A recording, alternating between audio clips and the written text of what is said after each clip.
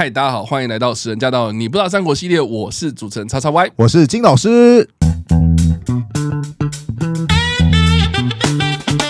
好的，欢迎回到我们节目。我们这一集要来聊聊的是《三国》这个电视剧的第60集。在这一集当中啊，有几个蛮有趣的剧情啊，我自己是很印象深刻啦。包括曹操在整修完成的这个花园的门上呢，写一个活字哦，在进贡的这个饼干的盒上面就写了一盒酥。接着呢，就看到曹操的部下有一个人叫做杨修哦，就把花园的门给拆了重做，把这个饼干盒里面的饼干呢给大家分食哦。那我就觉得啊，这个杨修感觉是一个很会揣摩上意的一个部下，我就很好奇啊，这个历史上的这个杨修到底是何方神圣呢？好，那来跟大家介绍一下杨修。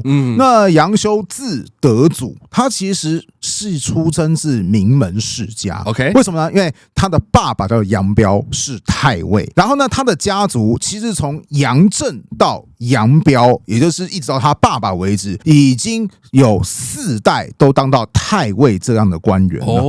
对，所以你看之前不是那种袁绍会说什么我家4世3公，你要知道杨彪他们家族也不简单啊，4世太尉啊，所以呢，杨修可以算是含着金汤匙出生。那杨修后来长大之后呢，就成为曹操的主簿。这个人呢，才华非常的高，简单的讲就是思考非常的灵活，甚至比曹操还要更加的厉害。比方说呢，你刚刚讲的2个故事在历史上都有出现，像有一次啊，曹操啊，他就是在他的那个丞相府做一些工程的修筑，结果那个丞相府的门呢，曹操一看到就在上面写了一个活字，杨修看到就说来拆掉它，拆掉它。大家就说干嘛？为什么要拆掉它呢？都盖好了，对不对？结果呢，杨修就说门里面再加一个活字，请问什么意思？太阔啦，就是说曹操觉得说你这个门盖得太大了，有违礼制，拆掉，拆掉，拆掉。后来呢，又有人赠送曹操一盒烙，当时曹操看了一下，就吃了一点点之后呢，就在那个盒子上面写上合作的合这个字。那大家看着想说，丞相什么意思啊？看不懂就只有杨修来了之后，就说来，大家分着吃来一人吃一口结果大家就说等一下，你怎么可以乱动丞相的东西呢？结果杨修就说上面不是写吗？合作的合，拆开是什么？人一口，每个人都可以吃一口啊，这可是丞相他自己说的当然啦，我觉得曹操也是很奇怪你要请人家吃饭就请他吃饭嘛，对不对？是想故意炫耀自己很聪明嘛？我告诉你，有的时候他就会翻车。为什么呢？不是说杨修翻车，是曹操翻车。有一次啊，曹操跟杨修一起出去外面玩经过了一个地方，那个地方有一个石碑，叫做曹娥碑。简单讲就是描述曹娥这个女子的石碑。然后呢，因为上面的那个碑文大概就是写的非常的好。结果曹操走过那个碑的时候，就发现碑的背后竟然写了这几个字，哪几个字呢？黄捐、幼妇、外孙、鸡臼。这大概讲什么东西啊？对啊，超级诡异的所以当时曹操就转过头来跟杨修讲说：“你觉得这是什么意思？你能够解答吗？”当时杨修说：“当然可以。”然后这个时候曹操说：“等一下，你让我思索一下。”我刚才在跟你对答案。于是2个人就继续散步，走出30里外之后呢，曹操突然就说：“我知道那8个字是什么意思了，我现在要跟你对答案啦。那你跟我说一下这8个字到底是什么意思呢？”杨修就回答说：“黄绢就是有颜色的丝绸嘛，对不对？有颜色的丝绸，那个丝绸不是那个密字边吗？颜色的色加上密字边什么字？绝。幼妇什么意思？少女嘛，对不对？少女加起来是什么东西呢？妙这个字。外孙是什么意思呢？女人的儿子嘛，对不对？对啊，你那个女儿的儿子嘛，对不对？就是女子2个字加起来就是什么？好这个字。鸡臼，寿星也。鸡臼是用来干嘛？磨那个香料嘛，它是用来那个承担那个香料用的嘛，对不对？寿星这2个字拼在一起叫做什么呢？就是慈这个字，这算是古代的一个写法，对。所以呢，黄绢、幼妇、外孙、鸡臼8个字合起来，其实就是绝妙好词，意思就是说这个上面的东西写的真好啊。OK， 不知道你听完之后有什么样的感想？这拐弯也拐太多了吧？对就这么喜欢拐弯这个时候曹操就说：“哎呀，我也是这么想的，我的才能差距你30里这么远呐。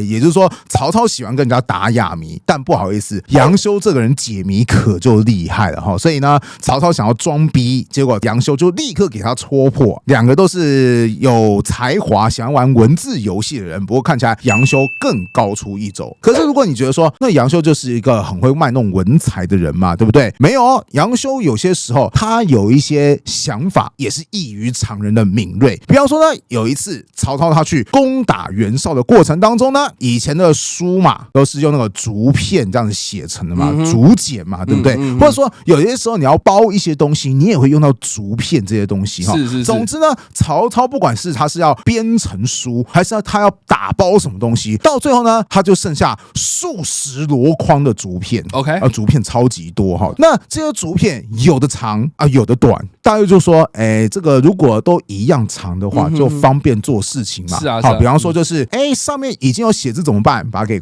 刮掉，你就可以重新写字。反正你长度一样长，你还是可以编成一个竹简。可是现在有长有短，哇塞，这要怎么编嘛？对不对哈？难不成你要把它锯成一样短，变成这样子的迷你小竹简吗？这也不合用啊，对不对？所以后来大家都觉得说这数十多筐的竹片啊，没什么用啊，放火烧掉它就算哈。结果曹操就说，等一下，慢着。别烧，应该有其他的用途。就在曹操还在思索的过程当中，杨修就正好也走进来，有人就问他说：“杨主簿啊，你觉得这数十箩筐大小长短都不一样的这些竹片可以用来做什么呢？”就在别人还在这么说的时候，曹操就想到说：“有了，这数十箩筐的竹片可以做什么东西呢？竹皮笋。什么是竹皮笋呢？我估计啊，它就好像是个竹盾一样，就是你把那个竹子把它捆成一捆之后。人手把它给举起来，它其实是可以当做盾牌来使用的，这是一种简易的盾牌。多说一下，我为什么会有这样的估计，是因为我看过有一个漫画，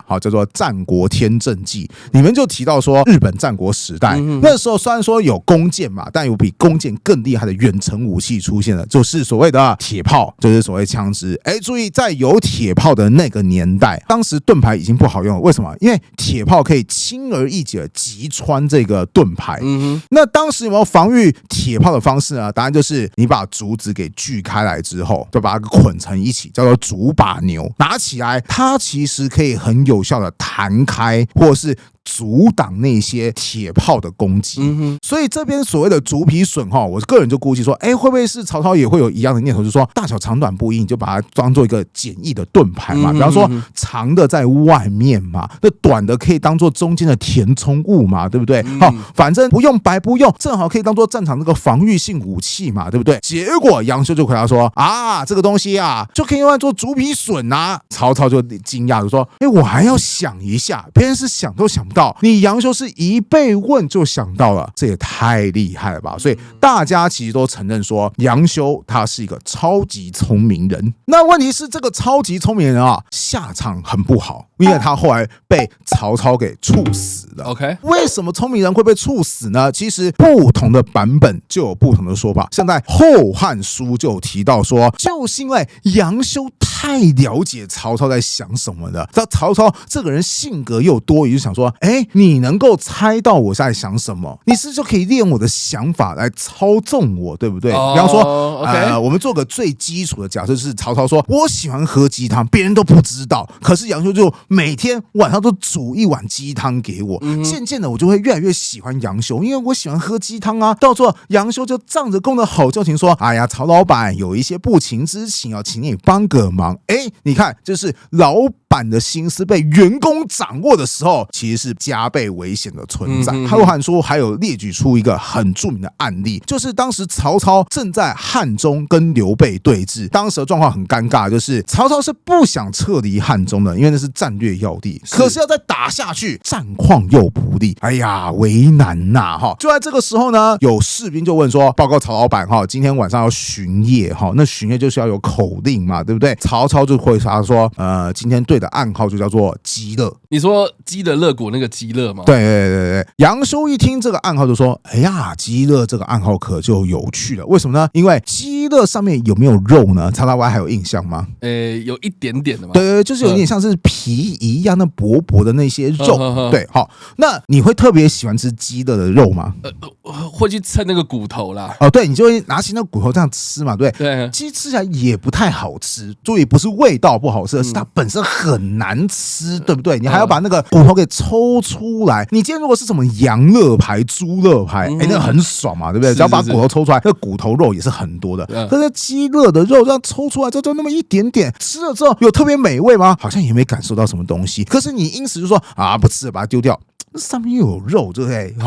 食之无味，弃之可惜呀。然后杨修就说：“对嘛，所以你看，我们的老板都说鸡肋，很明显，他就觉得说汉中就是那块鸡肋。哇，这个也太过度解读了吧？可是后来没过多久，曹操就的确下令班师回朝了。OK， 所以你如果说哇，你是不是过度解读？杨修是懂曹操的，所以曹操后来就越来越害怕说，我的天哪，他总是能够猜到我想什么。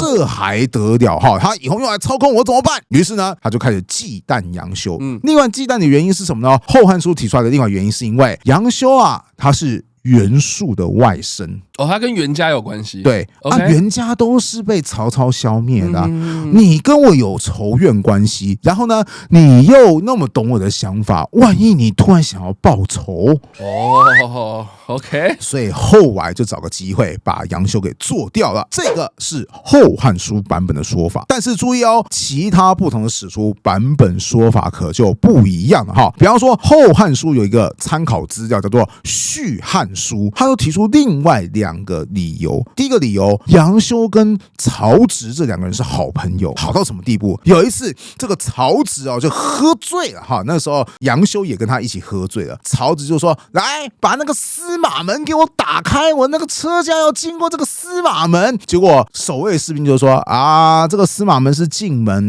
不可以让你这样通过哈。”这个时候曹植就说：“我老爸是曹操，你敢挡我？”